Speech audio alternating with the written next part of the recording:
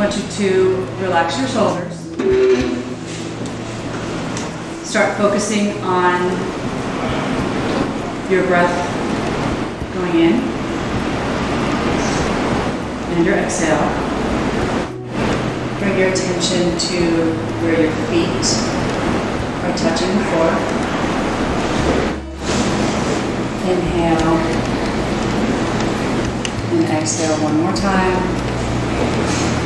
And then open your eyes and raise your head and come back to the room. For a test, this is a super easy strategy to have in your tool belt before a test, and it doesn't have to be a 2-minute long thing. It could be a 15-second thing where you are focusing your breath for 15 seconds to calm your brain down and your racing thoughts, right?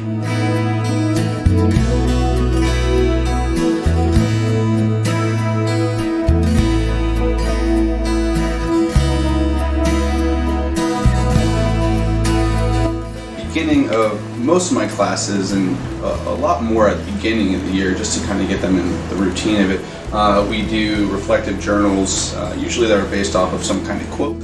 Students will have a few minutes to journal on that quietly. One of the things I really try to stress at the beginning of the year is, one, respecting everyone during that time so they can think quietly to themselves. I also spend time making sure they understand that I'm not going to read them. And that it's completely voluntary if they want to share that with the class following having that time to write. It's good to take a moment, take a step back, and just kind of reflect on your life. And so I think that benefits them, and hopefully at least one of the journals throughout the year speaks to them and gives them, a good reflective moment. I think most kids get something out of it. The beginning of love is to let those we love be perfectly themselves, and not to twist them to fit our own image. Otherwise, we love only the reflection of ourselves. Asking you to think about, have you ever changed yourself or the way you act around others? How can you bring out your own true self with others? And how can you bring out the true self of others when you're around them?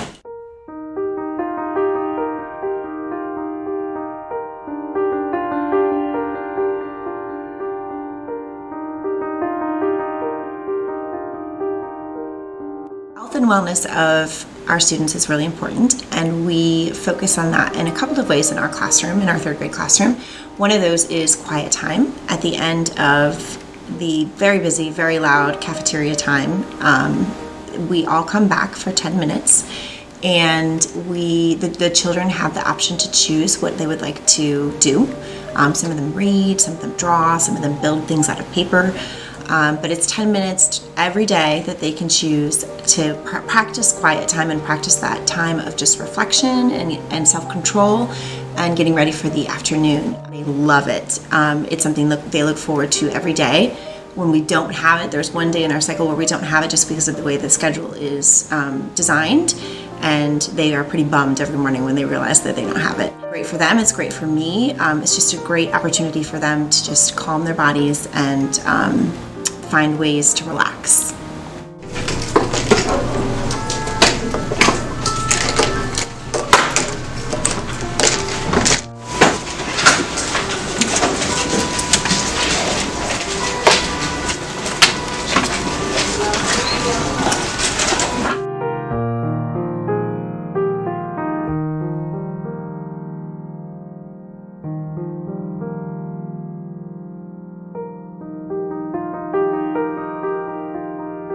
Probably like within the last 5 years or so, I started noticing my students a little more anxious than usual, a little less confident, maybe not as developmentally appropriately independent, and I just started to pay a little closer attention to that and realize that there were a lot of different forces that were keeping these kids being the very best they could be. I can see, as we can all see, that we live in a world that's definitely overscheduled and overcommitted, and so probably like most teachers, I realized that bringing some type of self-awareness or encouraging reflection or restoring balance in the classroom was a necessity. So it's really easy. It's 2 to 3 minutes. I find a time during the day, usually after recess, after lunch, or when I sense that the kids are being a bit overly active, and so we just turn out the lights.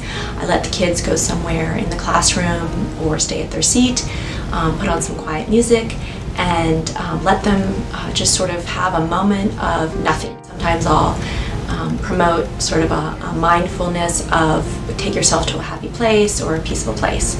And then it's over and we turn on the lights and we get back to work. Peace and quiet and stillness.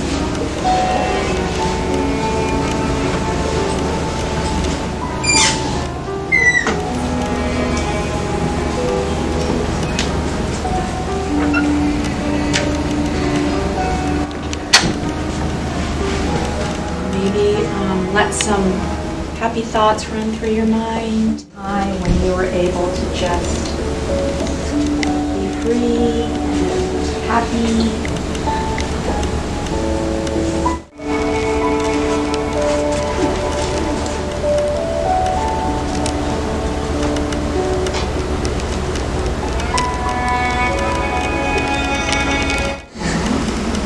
Ask that you return to your seat without saying anything. Just like I did yesterday. My name is Shelley Serafin, and I'm the lower school guidance counselor on both the Ponte Vedra Beach campus and the Whitehurst campus. The benefits of teaching mindfulness with kids, specifically in the field of education, is that it helps them calm down and manage strong emotions, whether positive or negative emotions, and then it also helps them focus a little bit better. We teach the children to try to find their inner calm, to try to stay present, to focus on their breath, focus on their breathing, and try to manage their body in a time of extreme busyness or strong emotion. In this day and age, we have become so busy and do so many things. Some of our kids, have a lot of activities after school, so they really appreciate and relish the quiet moments of calm that we give them in school.